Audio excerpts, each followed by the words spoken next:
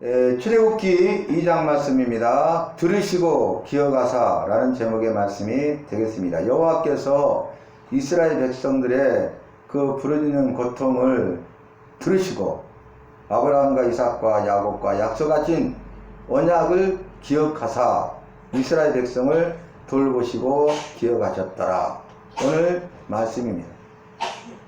이제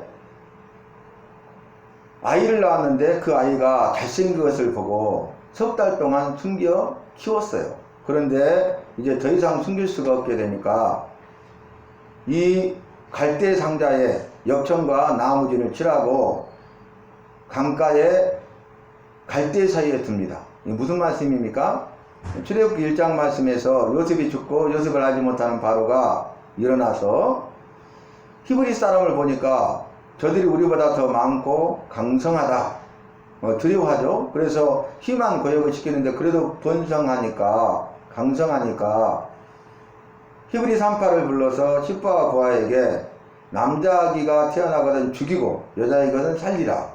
그런데 이 산파는 여호와를 경외하는 자들이었죠. 바로도 두려워하지만 여호와를 더 크게 두려워하기 때문에 바로의 명을 어기고 생명은 여호와께 있기 때문에 여호와 편에, 진리 편에, 말씀 편에, 믿음 편에 서서 그들은 아이를 살려줬어요. 너희가 어찌하여 살려두었느냐 하니까 여호와께서 그들에게 죄를 주시는데 히브리 여인은 애굽 여인들과 달라서 건장한지라 우리가 도착하기도 전에 아이를 낳아버렸디다 이렇게 말합니다. 일로 인하여서 여호와께서 이 두 산파에게 그 집에 복을 주시는데 형통의 복을 주십니다. 은혜를 베푸사 복을 주시는데 형통의 복을 주십니다. 그러니까 바로가 여기서 그치지 아니하고 이제 남자아이가 태어나면은 나일강에 던져 하수에 던져버리라, 죽여버리라는 거예요.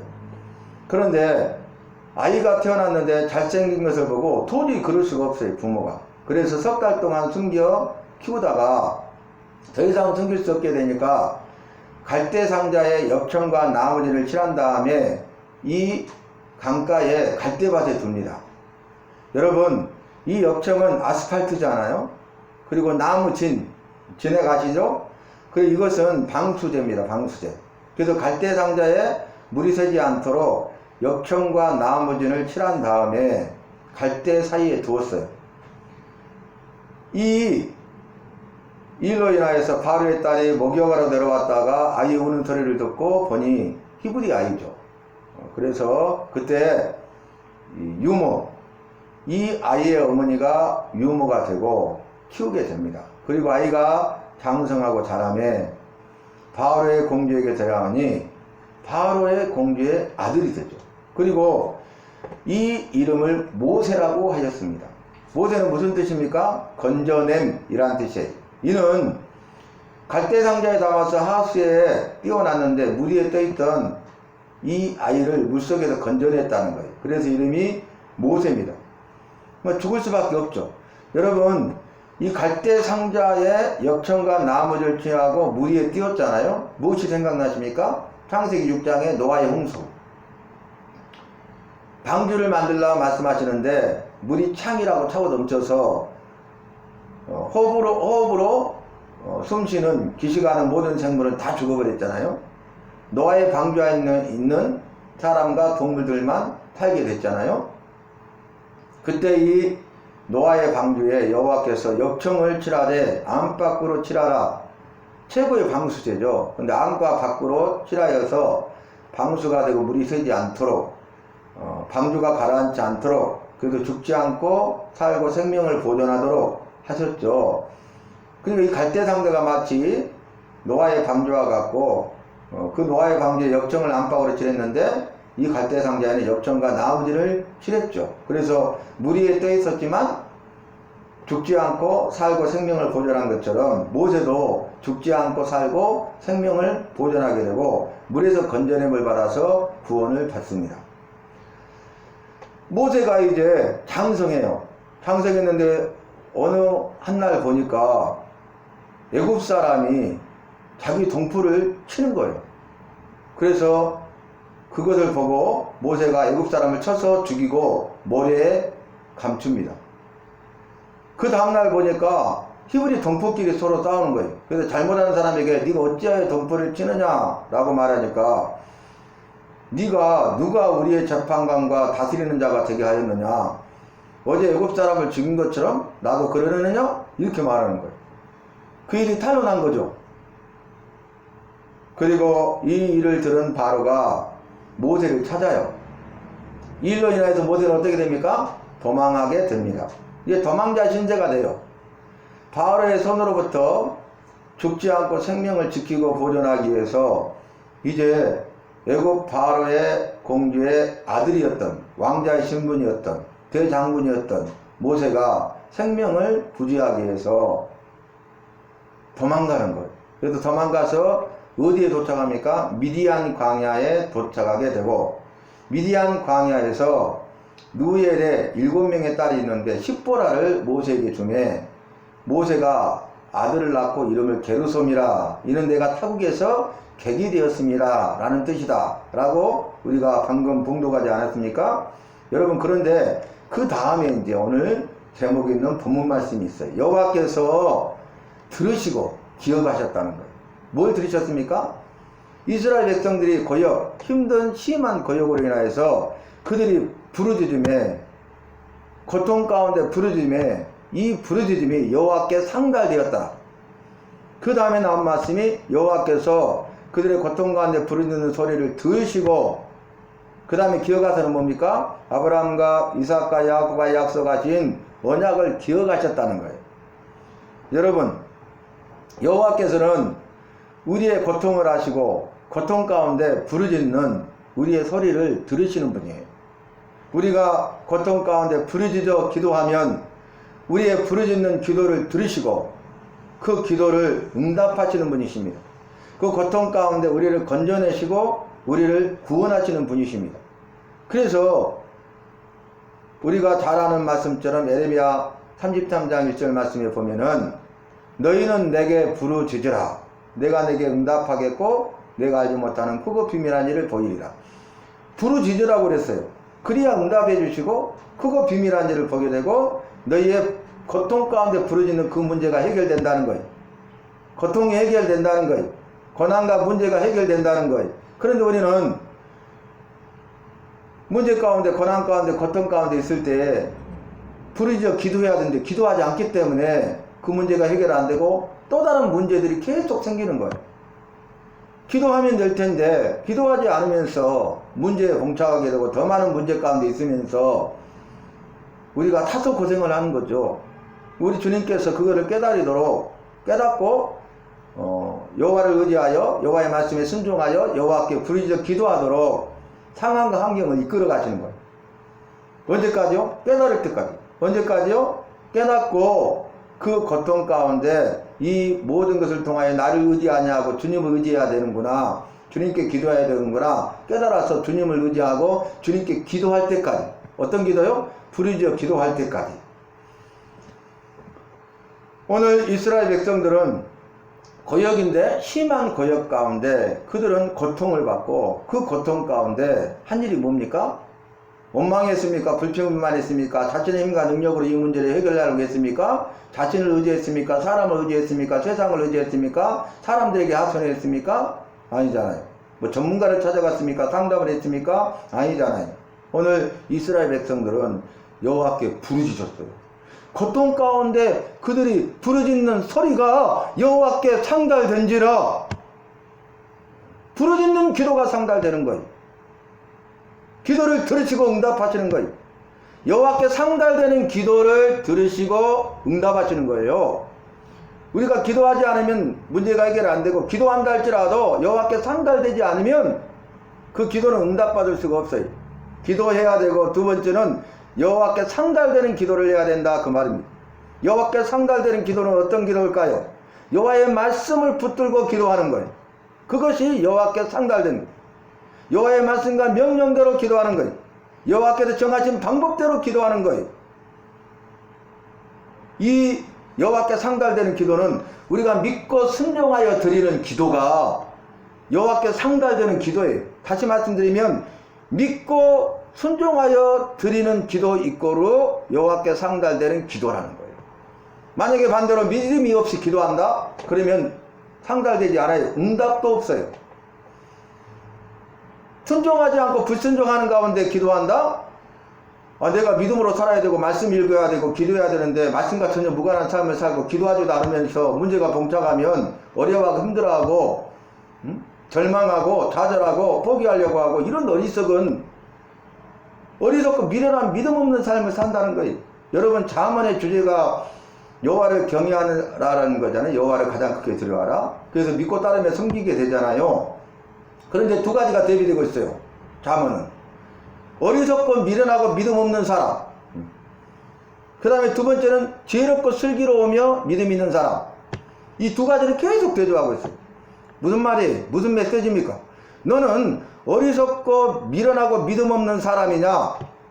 너는 어리석고 미련하고 믿음 없는 삶을 살고 있느냐? 아니면 지혜롭고 슬기롭고 믿음 있는 사람이냐? 지혜롭고 슬기롭고 믿음 있는 삶을 살고 있느냐? 네가 만약에 지혜롭고 슬기롭고 믿음 있는 사람이고 지혜롭고 슬기롭고 믿음 있는 삶을 살고 있다면 계속 그렇게 하라. 그러나 만약에 네가 어리석고 미련하고 믿음 없는 자가 되어서 어리석고 미련하고 믿음 없는 삶을 살고 있다면 계속 그런 삶을 살지 말고 지금이라도 어리석음과 미련한 것과 믿음 없는 것을 벗어버리고 지혜롭고 슬기롭고 믿음 있는 자가 되어 지혜롭고 슬기롭고 믿음 있는 삶을 살아라. 이것이 여호와께서 우리에게 나에게 주시는 메시지라고. 메시지. 잠언은 지혜의 말씀이잖아요. 지혜의 말씀. 잠언 이꼬로 지혜의 말씀이잖아요. 솔로몬의 잠언이잖아요. 솔로몬 이꼬로 지혜자잖아요. 전무후무한 지혜자 아닙니까? 그럼 여호와의 말씀이고 솔로몬의 말이잖아요. 솔로몬이 자기 인생을 돌아보면서 자기 인생에 대한 신앙 고백의 정수, 핵심이 잠언 아니겠습니까? 그런데 여호와의 말씀도 듣지 않고 솔로몬의 그런 신앙 고백도 무시하면서 우리가 지혜로운 자가 되고 지혜로운 삶을 살 수 있겠습니까? 아니죠. 오늘 말씀으로 다시 돌아와서 이제 이스라엘 백성들이 고역과 이제는 고역이 멈추지 않고 심한 고역을 당하게 되고, 고역만 당했습니까? 산파를 통해서 죽여버리려고 하고, 이제는 남자애는 무조건 하수에 던져 죽여야 되니 애곡하는 소리가 곡하는 소리가 천지를 진동하잖아요. 사랑하는 아들을 낳았는데 그 아들을 핏덩이를 하수에 던져 죽여야 되다니, 이런 일이 있을 수 있습니까? 이보다 더한 일이 있습니까? 이보다 더 고통스러운 일이 있습니까? 그러니까 이스라엘 백성들이 고통 가운데 부르짖었다는 것은 고역과 심한 고역과 죽음의 이기 가운데, 그리고 그 남자아이들을 하수에 던져 죽여야 되는 그런 고통 가운데 그들이 부르짖었다는 거예요. 여러분, 지금 이스라엘이 당한 상황은 부르짖지 않으면 안 될 상황이잖아요. 부르짖어 기도해야만 되는 상황으로 이끌어 가시는 거예요. 그래서 결국 그들이 부르짖어 기도하며 그 소리가 여호와께 상달된지라 여호와께서 들으시고 기억하셔서 그들을 돌보셨더라. 할렐루야. 여호와께서 하시는 일이 있고 내가 해야 될 일이 있는 거예요. 내가 할 일은 부르짖어 기도하는 거예요. 오늘 본문 말씀에서는. 그러면 여호와께서 그 기도를 들으시고 약속을 기억하셔서 돌봐 주시는 것입니다. 오늘 들으시고는 그들의 부르짖는 기도를 들으시고 기억하서는 뭐예요? 아브라함과 이삭과 야곱과 언약을 기억하셨다는 거예요. 나는 아브라함과 이삭과 야곱의 여호와로라 그랬잖아요. 아브라함을 믿음의 조상으로 부르시고 아브라함과 이삭과 야곱, 요셉을 통하여 족장들을 통하여 여자의 후손을 통해서 구원하실 것이라 말씀하신 구원의 역사를 이루어가시는데, 아브라함에게 복을 주실 것을 말씀하시되 민족의 복과 자녀의 복과 땅의 복을 약속하셨고 그 복을 주셨고, 아브라함뿐만 아니라 이삭과 야곱을 통하여 요셉을 통하여 수많은 믿음의 조상들을 통하여 이 모든 일을 이루셨는데, 오늘 여호와께서 고통 가운데 부르짖어 기도하는 그들의 기도를 들으셨을 뿐만 아니라 그의 조상 아브라함과 이삭과 야곱에게 하신 그 언약을 기억하셔서 그 약속의 말씀을 이루심으로 그들을 돌봐 주신 것입니다. 사랑하는 성도 여러분, 오늘 본문 말씀 23절, 24절, 25절에 여러 해 후에 애굽왕은 죽었고 이스라엘 자손은 고된 노동으로 말미암아 탄식하여 부르짖으니 그 고된 노동으로 말미암아 부르짖는 소리가 여호와께 상달된지라. 여호와가 그들의 고통 소리를 들으시고 여호와가 아브라함과 이삭과 야곱에게 세운 그 언약을 기억하사 여호와가 이스라엘 자손을 돌보셨고 여호와가 그들을 기억하셨더라. 아멘. 사랑하는 성도 여러분, 오늘 말씀에도 나왔지만은 그 다음 장 3장 말씀 보면 3장 7절로 8절 말씀이 출애굽기 1장부터 40장까지 한 문장 요약이잖아요. 그 내용이 뭡니까? 여호와께서 보고 듣고 알고 내려와서 건져내고 인도하여 데려가신다.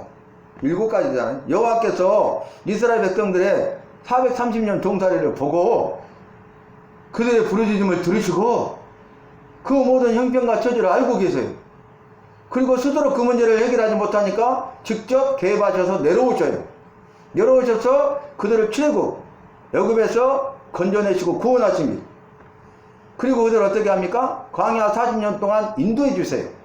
그리고 젖과 꿀이 흐르는 가나안 땅으로 데려가십니다. 들어가게 하십니다. 사랑하는 성도 여러분, 오늘 제목이 뭡니까? 여호와께서 들으시고 기억하신다는 거예요. 여호와께서 내 기도를, 내 부르짖는 기도를 들으신다는 거예요. 여호와 여러분 부르짖어 기도하시기를 바랍니다. 여호와께 상달된 기도가 되시기를 바랍니다. 여호와께서 응답하시는 기도가 되시기를 바랍니다. 그래서 문제가 해결되고 오직 여호와께 영광 돌리고 이를 통하여 오직 여호와만 의지하고 문제를 만나거든 여호와를 의지하는 믿음의 순종을 통하여 기도하는 저와 여러분이 되셔서 우리의 기도를 들으시고 기억하셔서 우리를 돌보아 주시는 그 주님을 만나시기를 바랍니다. 주는 나를 기르시는 목자요 나는 주님의 귀한 어린 양. 믿으십니까? 나는 주님의 귀한 어린 양이에요. 그래서 주님께서 나를 귀한 어린 양으로 보시기 때문에 푸른 초장으로 인도하시고 7만원 물가로 인도하시는 거예요. 먹이시고 마시우시는 거예요. 나를 기르시는 거예요. 나를 돌보시는 거예요. 나를 양육하시는 분이세요. 주는 나를 기르시는 목자세요. 선한 목자세요. 그래서 우리가 그 주님을 만나야 어떤 상황과 환경이 있어도 다윗과 같이 내 잔이 넘치나이다. 내가 부족함이 없으리로다. 그러므로 나는 어떤 상황 가운데서도 여호와의 집에 영원히 거하리로다. 이런 위대한 신앙 고백을 하게 되고 그러한 믿음의 고백대로 주님께서 일하시고 역사하셔서 들어서실 줄로 믿습니다.